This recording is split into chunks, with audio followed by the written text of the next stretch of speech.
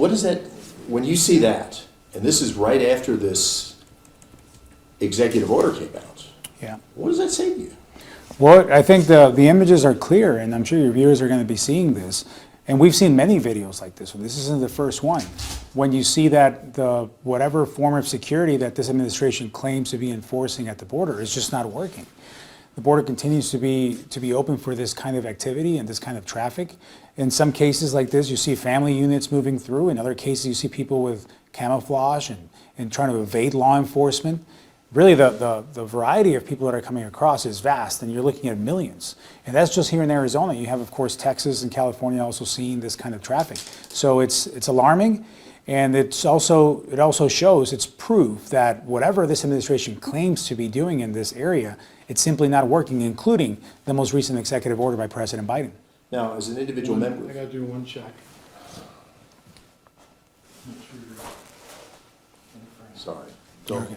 I'm worried less about that. Than But directing. I'm gonna, anybody behind Craig, you're gonna be in the shots. Sorry, this is, Okay, so we're good, go ahead. as an individual member of Congress, what can and should and will you do about something like this? Well, this is a federal issue, and I've worked with the state of Arizona. I worked for them for 80 years for the governor's office, and we always knew that this is a federal issue. Some states have stepped up to address parts of this, but at the end of the day, the federal government needs to do this. And of course, it involves Congress, but it involves the White House as well. I think you know this, but no law has changed since 3.5 years ago to today. No law by Congress has changed in this aspect, but the situation at the border has changed dramatically. And that's because of the executive orders issued by this president. So he has had the authority to do something about this since day one in office, and he's been moving in the opposite direction, causing this crisis more than alleviating it or helping it in any way possible. One thing that was pointed out about an executive order versus an act of Congress is the executive order does not provide money and people and resources. Well, the executive order, the president has leadway also to direct resources to these kind of issues. We have supplementals that we could work on in Congress, in the House. We've passed the Appropriations Committee and the committee that I'm on for Homeland Security, and where we provided funding for more agents, for more overtime, to finish up the gaps in the wall that you see that are being taken advantage of in the video that you showed me. These are all the things that we have done our job to fund. Now, we fund it and we send it over to Homeland Security Department, and it's up to them to enforce this and apply it. But again, Alejandro Mayorkas is the secretary, and President Biden just haven't done anything with it. Now, when that compromise bill came around, when we talked about border before, you said that, if you hold out for a bill that takes care of everything, you'll never get anything. When that bill came up, why did you vote as you did? Well, that bill never made it to the House. Sure, I'm sorry, you're right. What do you feel about the fact that it never made it to the floor? Well, the bill died in the Senate. It was introduced there. It didn't even have the votes to make it out of the Senate. The House has actually passed legislation out of the House that has made it over to the Senate, and also the Senate hasn't picked up. So in this case, the Senate is not only sitting on bills that we've passed, they couldn't get their own bill out of the Senate in order for us to see it. Now, that bill had some good things in it. It had some issues with it as well that I expressed and I was very firm on. However, since we never saw it in the House, I never got an opportunity to amend it or try to fix the things that I saw wrong with it. I was going to say, what would you do had it landed on your desk? Well, if it would have passed the Senate without any amendments and it would have landed on the House, there were some things to address. One of them is a number of people that it allowed to come into the country illegally before any action was taken by the administration or Border Patrol to be able to stop it. That's in the number of 5,000.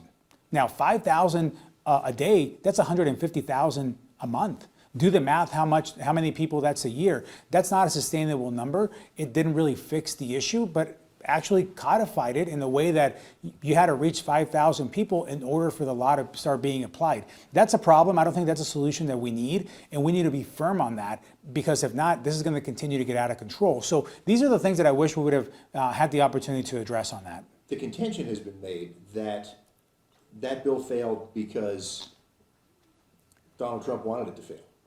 What do you say to that claim? Well, I never received a call from President Trump on this bill. All I know is that it didn't make it out of the Senate, and I never got an opportunity to work on it. Now, you're talking about how in Washington that you see several different versions of the border challenge, the border story. But in Washington, they tend to get mashed together. Yes. Tell me about that. Well, I see the border as an asset, not a liability. I grew up on the border region. I was born in Mexico, so I went through the immigration process. I worked in the Arizona-Mexico Commission, leading that for the state, where we focus on the trade and the commerce and the tourism between Arizona and Mexico, which is the #1 trading partner for Arizona. So I have a personal journey experience on the immigration side. I have obviously the trade and commerce work experience on the trade aspect and tourism side of things. And then the security piece is the #1 issue for my district right now. So you've got 3 different facets per se, or buckets of what the border situation is happening right here. What people in Washington do is that they end up mixing them. Us that grew up on the border, or grew up visiting both sides, we understand the difference between these 3 different groups and how to be able to address them all simultaneously.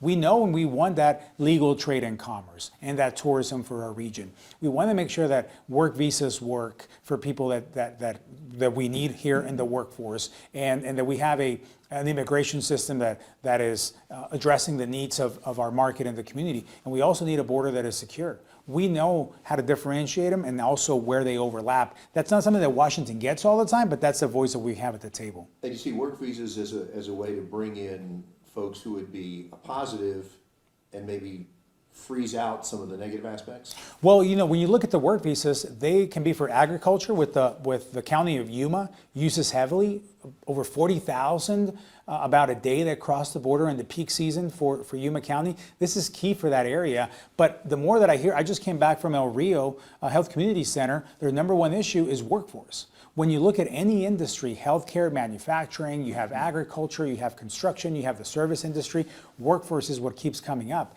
And if we have an opportunity for these work visas to meet the needs of the market, jobs that we're not able to fill with American labor, then I'm open to that, obviously. And this has been happening for decades, but it's been getting slower and slower and slower and harder for those work visas to actually take place. This sort of brings us over to the economy and where people are doing, how people are doing in the economy.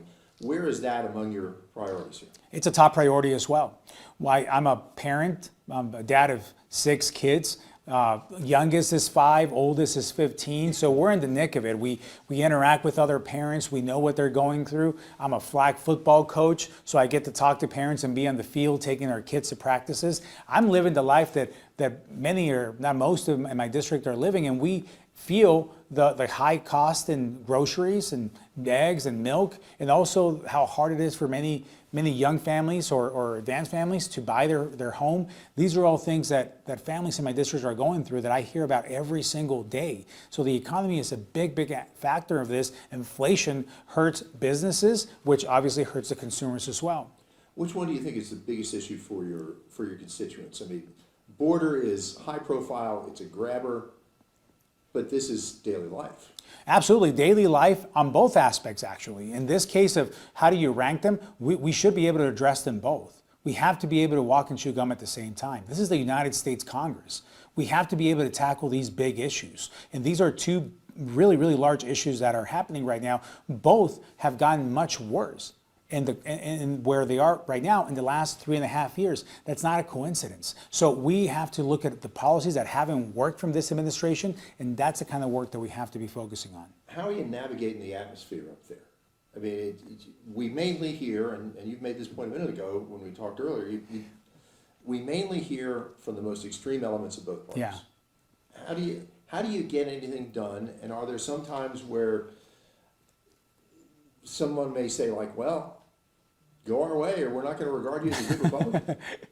Well, there's a lot of that going on. Washington is a broken place, no question about it. I've been there for 18 months, and I've learned that there are people that have been there longer than I've been alive, and they brag about that. So when you are there that long, you obviously gain experience, but you also become part of the system and part of the problem. I've come in as a freshman asking the tough questions and being willing to work with anyone that wants to listen. I was ranked the most bipartisan member in the Arizona delegation. Why? Because I don't care what the letter is behind your name. I want to look for solutions for our veterans, which is a big aspect of my district, over 70,000 veterans. So I've worked with people across the aisle for that. On the border, of course, the bill that I passed out of the House had 56 Democrats voting for it as well, besides every Republican. So I've been leading on these aspects of doing what you just described. There is a notion in life overall that you have to work with people you don't agree with. That's true in business, it's true in marriage, it's true in family, it's true with your neighbors in your neighborhood. It should be true in Congress as well. No one's gonna get everything they want, but if we are advancing and getting better, I'm gonna be signing up for that. Now I'm going to move way outside Arizona and ask you what your feeling is about how we are handling Ukraine, Israel, Taiwan.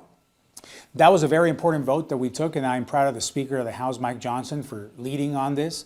This was very important to do in our foreign aid bills, and each one was voted individually, so members had the option to show their support or not, or their lack of support for all these those different aspects. I voted for all three of them for aid for Israel. I just visited Israel just about a month and a half ago, and the week that I came back is when they got attacked by Iran. So I had been on the ground, I had seen what happened on October 7th, and it was clear to me that they need the support in order to defend themselves, which I've been very supportive of. In Ukraine, they're fighting a battle against a bully, someone that will not stop in Ukraine, but will continue to keep going. President Putin has made that clear. So this is a conflict that endangers the entire region, that is also threatening our own national security. So that was a vote on that as well. And then you've got Taiwan against the biggest threat to the United States, which is the communist government in China. And their threat towards Taiwan, where there's the semiconductor mecca of the world, that endangers the entire world, but specifically us, as China continues to be a threat. So we have to stand by our allies, and this is not about writing blank checks to countries. This is about supporting democracies that help our national security. And the last point I'll make on this is a lot of this aid, the vast majority of it, actually stays in the United States, specifically in companies like Raytheon that's in our district, and other defense contract companies that are right here in CD6. Would you prefer some different tactics by Israel in terms of how they're handling Gaza?